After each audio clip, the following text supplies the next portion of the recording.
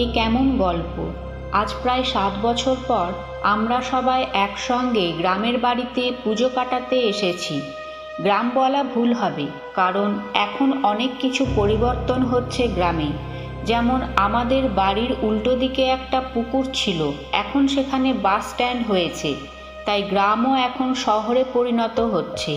তবে আমাদের সেকালের দাদুর দাদুর আমলের জমিদার বাড়ির কোনো পরিবর্তন হয়নি। রং ঝরে পড়া একটা মস্ত দালান। এখন সেখানে দাদু আর হিরুদা, মানে আমার দাদু এবং এই দালানের কেয়ারটেকার ছাড়া আর কেউ থাকে না। দাদুর 2 ছেলে, বড় ছেলে অর্থাৎ আমার বাবা থাকেন আমেরিকায়, আর ছোট ছেলে অর্থাৎ আমার কাকাই থাকেন বেঙ্গালুরুতে। তারা দুজনেই তাদের কাজের জগতে ব্যস্ত, তাই সময় পেলে ফোনে খবর নেওয়া ছাড়া দাদুর সঙ্গে দেখা করার সুযোগ তাদের হয়ে ওঠে না। আমি শঙ্খ, দাদুর আদরের নাতি। আমার বয়স যখন 4 বছর, তখন আমরা এই বাড়ি ছেড়ে আমেরিকায় যাই। তখন অবশ্য ঠাম্মি কাকায় সবাই ছিল। আমার তখনকার কথা খুব একটা মনে পড়ে না। মনে না পড়াটাই স্বাভাবিক, আমি তো খুব ছোট তখন। ঠাম্মি মারা গেছে আজ প্রায় 7 বছর।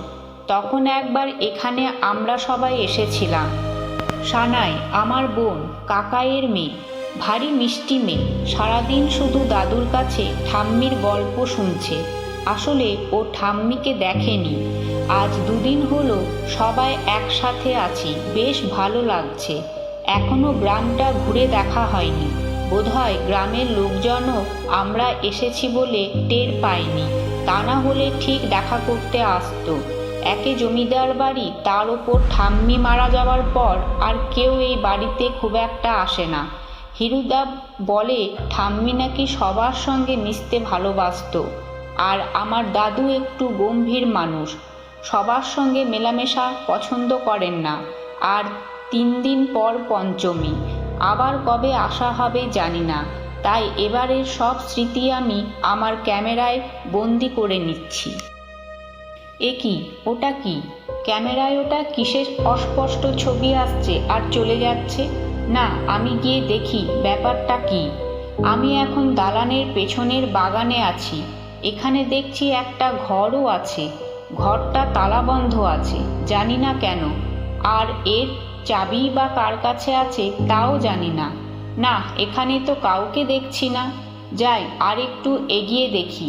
আমি ঘরের কাছে গিয়ে দেখি ঘরের জানালাগুলো সব বন্ধ, কিছুই বোঝা যাচ্ছে না। হিরুদা আমায় ডাকছে, আমি ফিরে এলাম। হিরুদাকে জিজ্ঞাসা করলাম, ওই ঘরটা বন্ধ কেন, কি আছে ওখানে? হিরুদা গলা ভারী করে বলল, ওখানে আর কখনো যাবে না, দাদু শুনলে খুব রাগ করবেন, বাড়ি চলো। দুপুরে খাওয়া দাওয়ার পর দাদু আমাকে তার ঘরে ডেকে পাঠালেন। আমি গেলাম। দাদু আমাকে বললেন, কাল সকালে যখন সবাই ঘুমাবে তখন তুমি আমার সঙ্গে মর্নিং ওয়াকে যাবে। ঠিক সময়ে গেটের কাছে থাকবে। আমার মনে অনেকগুলো প্রশ্ন ঘুরপাক করছে, কিন্তু কোনোটাই আমি দাদুকে জিজ্ঞাসা করতে পারলাম না। বয়সের সাথে সাথে দাদুর গাম্ভীর্যও বেড়ে গেছে। বোধহয় হিরুদা আর দালান ছাড়া দাদু আর কাউকে পছন্দ করেন না। পরদিন যথারীতি আমি গেটের সামনে দাঁড়িয়ে। দাদু এলেন, হাতে একটা ছোট ব্যাগ। ব্যাগে কি আছে জানার উপায় নেই। হাঁটতে হাঁটতে দাদু তার জীবনের অনেক গল্প আমাকে শোনালেন। আমি অবশ্য আমার ক্যামেরাটা আনতে ভুলিনি। সব রেকর্ড হচ্ছে। গল্প শুনতে শুনতে আমি বুঝতেই পারিনি দাদু কখন আমাকে সেই বন্ধ ঘরের কাছে নিয়ে এসেছেন। আমার হাত থেকে ক্যামেরাটা দাদু নিয়ে বন্ধ করে দিলেন। তারপর বললেন, এই ঘরে কি আছে তুমি জানতে চাও? তবে তার আগে বলো, আমি তোমাকে যা দেখাবো আর যা বলবো তা দেখে তুমি ভয় পাবে না? কয়েক সেকেন্ডের জন্য আমি স্থির হয়ে গেলাম। ভাবলাম, কি এমন রহস্য যা সবার কাছে দাদু গোপন করে রেখেছেন? দাদু আমাকে একটা চাবি দিয়ে ঘরের দরজা খুলতে বললেন। আমি ঘরের দরজা খুললাম। অন্ধকার, কিছুই দেখা যাচ্ছে না। দাদু ঘরে জানালা খুলতে বললেন। জানালা খুলে আমি যা দেখলাম তা বাস্তব না কল্পনা আমি আজও বুঝতে পারিনি। আমি দেখলাম একটা আরাম কেদারায় দাদু বসে আছেন আর হিরুদা দাদুর পা ধরে বসে আছে। আমি ভয় পেয়ে আমার পাশে তাকিয়ে দাদু বলে চিৎকার করলাম, কিন্তু দাদু আমার পাশে নেই, চেয়ারে বসে আছেন। দাদু আমাকে বললেন, ভয় পেও না, আমার কাছে বসো, আমি যা বলছি মন দিয়ে তা শোনো। আমি নিজেকে সামলে নিয়ে বসে পড়লাম। দাদু বললেন, প্রতিবার পুজোতে তোমাদের এখানে আসার কথা থাকে, কিন্তু কোনোবারই কোনো না কোনো কাজের জন্য তোমাদের আসা হয়নি।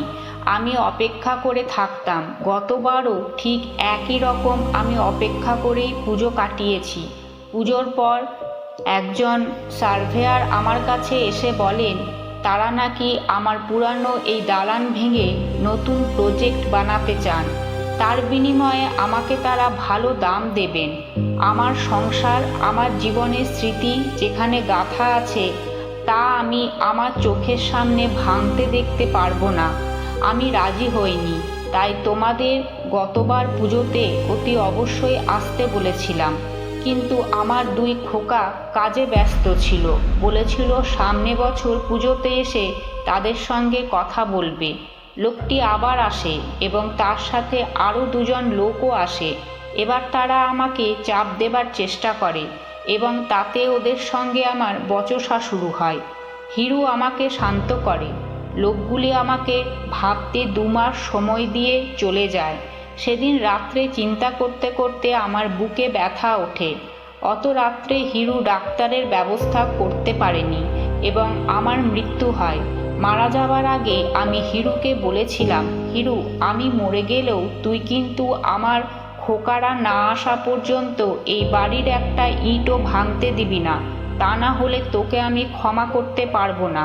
পরদিন সকালে গ্রামের লোকেদের খবর দিতে যাবে এমন সময় হিরু সিঁড়িতে পা পিছলে পড়ে মারা যায়। আর সেদিন থেকে আজও আমার পা ধরে ও ক্ষমা চেয়ে যাচ্ছে। হিরুর আফসোস যে ও মনিবের কথা রাখতে পারেনি, আমার দালানকেও বেঁচে থেকে রক্ষা করতে পারেনি। আমার আর হিরুর আত্মা আজও তাই তোমাদের অপেক্ষায় রোজ সকাল হলে ঘর পাহারা দিতে যায়, আর রাত হলে দালানের সব দলিলপত্র এই ব্যাগে ভরে নিয়ে এখানে চলে আসি, যাতে লোকে রাত্রে ভূতেদের উপদ্রব শুনতে না পায়। তোমাদের ঠিকানা হিরু আর আমি ছাড়া কেউ জানতো না। গ্রামের লোকেরাও আমাদের মৃত্যুর খবর জানে না। কেউ এ বাড়িতে আসে না তো তাই। তোমরা এসে গেছো আর আমাদের কোনো চিন্তা নেই। এবার আমরা মুক্তি পাব। তুমি বাড়ি গিয়ে তোমার বাবা ও কাকাইকে এসব কথা জানাও এবং আমাদের মুক্তি পাওয়ার ব্যবস্থা করো। তবে আমাদের মুক্তি পাওয়ার আগে যেন তারা এই দালানের কোনো ব্যবস্থা না করে। তোমাদের সিদ্ধান্ত আমি জেনে যেতে চাই না। তুমি গিয়ে ওদের সব বলো। দাদু আমাকে দলিলের ব্যাগটা দিলেন। আমি ভয় পেয়ে তাড়াতাড়ি সেখান থেকে চলে এলাম। আমার এখনও কিছু বিশ্বাস হচ্ছে না, তবুও দাদুর কথা মতো আমি বাড়িতে এলাম। দালানে ঢুকে দেখি বাবা, কাকাই, মা, কাকি, সানাই সবাই খুব কাঁদছে, আর দাদু বুকে হাত দিয়ে বিছানায় শুয়ে আছেন, আর হিরুদা সিঁড়িতে মাথা ফেটে পড়ে আছে। কাকাই বলল, বাবা কাল রাত্রে মারা গেছেন, আর হিরুদাও সকালে দেখছি সিঁড়িতে মরে পড়ে আছে। আমাদের কান্না শুনে গ্রামের লোকেরাও ছুটে এলো।